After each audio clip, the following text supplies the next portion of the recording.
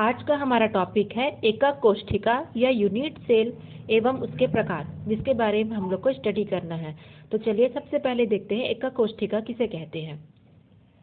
Crystal जालक की सबसे छोटी इकाई को ही हम एकक कोशिका या यूनिट सेल कहते हैं। जैसे आप सब ने दीवार देखी होगी, वह दीवार एक क्रिस्टल जालक होता है और उस दीवार का प्रत्येक ईंट एकक कोशिका कहलाएगी। प्रत्येक ईंट एक एक अवयवी कणों से मिलकर बना है, वो एक एक कोशिका हो गई और उससे मिलकर के एक क्रिस्टल जालक का निर्माण होता है।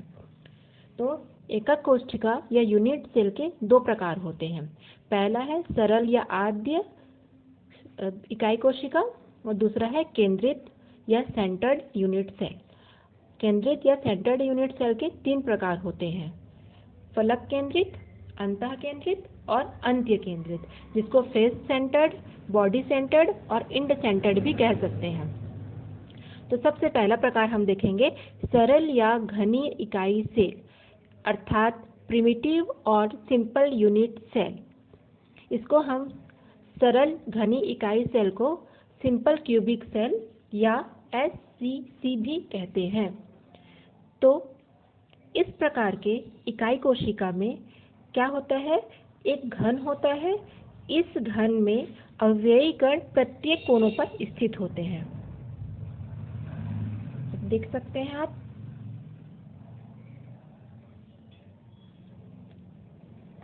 प्रत्येक कोनों पर एक एक अवयवी कण या हम जिसे जालक बिंदु भी कह सकते हैं स्थित होते हैं। इन अवयवी कणों की संख्या के आधार पर हम इसकी गणना करेंगे। तो यहाँ पर आप देख रहे हैं इस घनी सेल में ये जो अवयवी कण है वो एक दूसरे से बहुत गैपिंग में है, दूर दूर स्थित है, किंतु वास्तव में ऐसा नहीं होता है। ये घनी सेल पूरी तरीके से एक दूसरे से संपर्क होते हुए रहते हैं या सटे हुए रहते हैं। और यदि इसके पीछे की संरचना देखी जाए तो वो भी आपस में सटे हुए या संपर्क में रहते हैं। तो इस संरचना में ये जो घनी सेल में अवयवी कण जो कोने पर स्थित है, इससे हमको इसका अध्ययन करने में आसानी होती है। तो अब हम एक एक कोशिका में जितने भी अवयवी कण हैं उनकी गणना करेंगे। तो गणना करने के लिए हम देखते हैं यहाँ एक इकाई कोशिका से मिलकर बना घनी सेल है और यदि उस घनी सेल के मध्य में यदि हम एक अवयवी कण लेते हैं तो यह अवयवी कण चारों एकक कोशिका में विभाजित है, अर्थात इस अवयवी कण का एक एक हिस्सा चारों में बटा हुआ है, अर्थात प्रत्येक एकक कोशिका में 1/4 भाग बटा हुआ है। उसी प्रकार यदि हम ऊपर में स्थित इस इकाई सेल को देखेंगे तो यदि हम इसे इसके ऊपर रखेंगे तो इसमें स्थित जो अवयवी कण है वो अंदर हो जाएगा और ये इसको भी क्या करेगा, ये टच करेगा। यदि हम इसको इसके ऊपर व्यवस्थित रखेंगे तब यह अवयवी कण प्रत्येक एकक कोशिका में 8 भाग में विभाजित हो जाएगा। ये 4 नीचे के एकक कोशिका में और ये 4 ऊपर के एकक कोशिका में विभाजित हो जाएगा। इस प्रकार यह जो अवयवी कण है उसका 1/8वां हिस्सा प्रत्येक एकक कोशिका या प्रत्येक यूनिट सेल में डिवाइड हो जाएगा, अर्थात प्रत्येक में 1/8वां भाग विभक्त हो जाएगा। तो अब हम इकाई सेल में अवयवी कणों की गणना करते हैं कितनी होती है। तो हमको पता है कि सरल या घनी इकाई सेल में जो अवयवी कण है वो इकाई सेल के कोनों पर स्थित होते हैं। तो कितने हो गए, 1 2 3 4 5 6 7 8, तो 8 हो गया। तो 8 कोनों पर हो जाएगा प्लस प्रत्येक 8 कोनों पर 1/8वां भाग डिवाइड हो रहा है, तो 1/8वां भाग प्रति कण प्रति कण में 1/8वां भाग विभाजित हो रहा है। तो अब इसे हम मल्टीप्लाई कर लेंगे तो कितना आएगा, एक अवयवी कण। इस प्रकार सरल या आद्य प्रकार के इकाई सेल में अवयवी कणों की संख्या केवल 1 होती है। इसके पश्चात हम फलक केंद्रित या फेस सेंटर्ड यूनिट सेल के बारे में पढ़ेंगे। फेस सेंटर्ड यूनिट सेल में अवयवी कण एक घन दिख रहा है, इसके प्रत्येक के 8 कोनों पर स्थित होगा, 8 कोनों पर स्थित होगा। उसके साथ ही साथ एक घन में 6 फलक होंगे। ये जो दीवारें आपको दिख रही हैं, जैसे घर में एक 4 दीवारों से बना एक कमरा है, उसके प्रत्येक दीवार एक फलक कहलाती है। तो ये आपको दिख रहा है, ये फलक होगा। तो प्रत्येक फलक के केंद्र पर एक अवयवी कण स्थित होगा, एक आगे की ओर। तो 6 फलकों के केंद्र पर एक एक अवयवी कण स्थित होगा। अब इसमें भी हम प्रत्येक इकाई सेल में अवयवी कणों की संख्या ज्ञात करेंगे। उसके लिए ये लेते हैं एग्जाम्पल के रूप में, यहाँ पर अवयवी कण कोनों के अतिरिक्त फलक के केंद्र पर स्थित होता है। तो ये वाला अगर हम लेंगे अवयवी कण, ये एक दीवार है, एक दीवार है। इस दीवार पर यदि एक अवयवी कण स्थित है तो यह अवयवी कण 2 एकक कोष्ठिका के मध्य में स्थित है।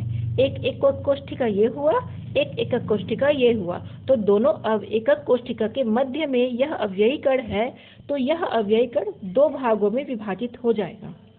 अर्थात इस एकक कोष्ठिका के लिए 1/2 भाग और इस एकक कोष्ठिका के लिए 1/2 भाग। इस प्रकार से यह अवयवी कण 2 भागों में विभाजित हो जाएगा। तो इसी प्रकार से 6 फलक हैं एक एकक कोष्ठिका में, तो 6 फलक 2-2 भागों में विभाजित होंगे। तब कैसे होगा, फलकों पर कणों की संख्या, अगर हमको फलकों पर कणों की संख्या की गणना करनी है तो 6 फलक होते हैं, तो 6 इंटू प्रत्येक अवयवी कण 2 भागों में विभाजित हो रहा है, क्योंकि चारों ओर से ये और एकक कोष्ठिकाओं से घिरा है। तो 1/2 भाग प्रति कण, प्रत्येक कण 2 भागों में विभाजित होगा, तो उसका हाफ हो जाएगा। अब हम इसे हल करेंगे तो 3 कण हमको प्राप्त होंगे। ये हो गई केवल फलकों की। अब हम इसके कोनों पर देखेंगे। तो कोनों पर संख्या पहले हम देख चुके हैं, 8 कोने हैं। तो 8 कोनों पर इंटू 1/8वां भाग प्रति कण, प्रत्येक कण में 1/8वां भाग। इसे हल करेंगे तो 1 कण प्राप्त होगा। अब हम 3 + 1 करेंगे तो हमको टोटल 4 कण की प्राप्ति होगी। तो फलक केंद्रित या फेस सेंटर्ड घनीय इकाई सेल में अवयवी कणों की कुल संख्या 4 होगी। इसके पश्चात हम फलक केंद्रित के बाद अंतः केंद्रित घनी इकाई सेल के बारे में पढ़ेंगे। तो अंतः केंद्रित एकक कोशिका या बॉडी सेंटर्ड यूनिट सेल, इस प्रकार के एकक सेल में अवयवी कण एकक सेल के 8 कोनों पर तो होंगे ही। 8 कोनों पर एक एक अवयवी कण होंगे। उसके पश्चात ये जो इकाई सेल है, इसके केंद्र पर, केंद्र को क्या कहा जाता है, अंतः केंद्र। इस केंद्र पर एक अवयवी कण स्थित होगा। तब इकाई सेल में अवयवी कणों की संख्या, चूंकि 8 कोनों पर है तो 8 कोनों पर, और प्रति कण पहले भी हम देख चुके हैं 1/8वां भाग प्रति कण। प्रत्येक कण में 1/8 भाग अपना योगदान करेगा, प्लस केंद्र पर स्थित है। तो केंद्र पर जो अवयवी कण है वो एकक कोशिका के लिए एक ही होगा, वो और एकक कोशिका में विभाजित नहीं होगा, क्योंकि वो एक एकक कोशिका के मध्य में या केंद्र में है, तो एक हो जाएगा। तो अब हम इसे हल करेंगे तो 1 + 1 अर्थात 2 कण। इस प्रकार अंतः केंद्रित एकक कोशिका या बॉडी सेंटर्ड यूनिट सेल में कुल मिलाकर के एक एकक कोशिका में अवयवी कणों की संख्या 2 होगी।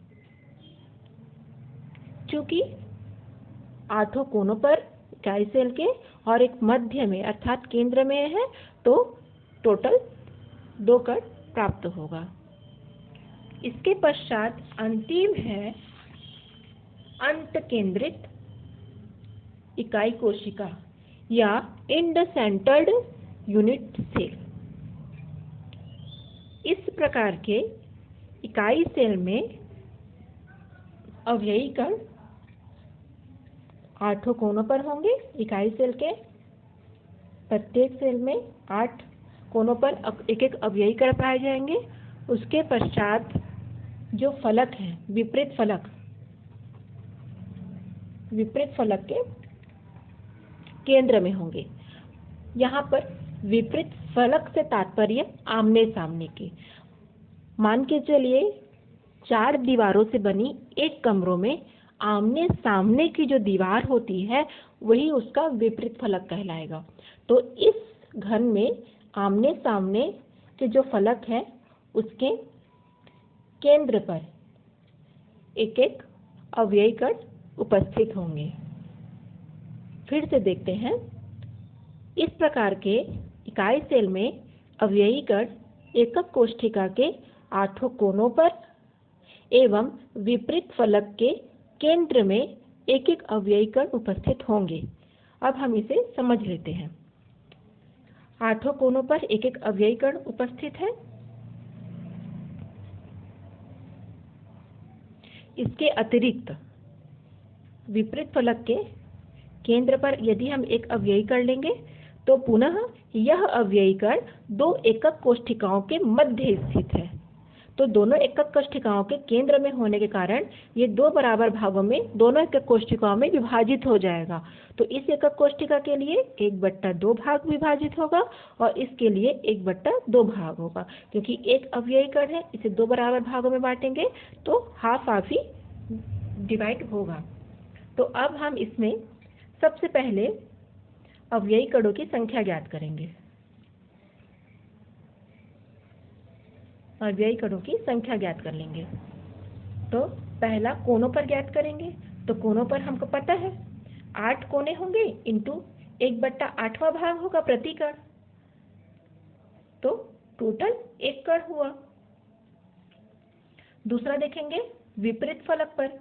विपरीत फलक के केंद्र पर एक एक अवयवी कण है। तो चूंकि 2 फलक होते हैं तो 2 हो जाएगा और दोनों 1/2 भाग में विभाजित हो जाएंगे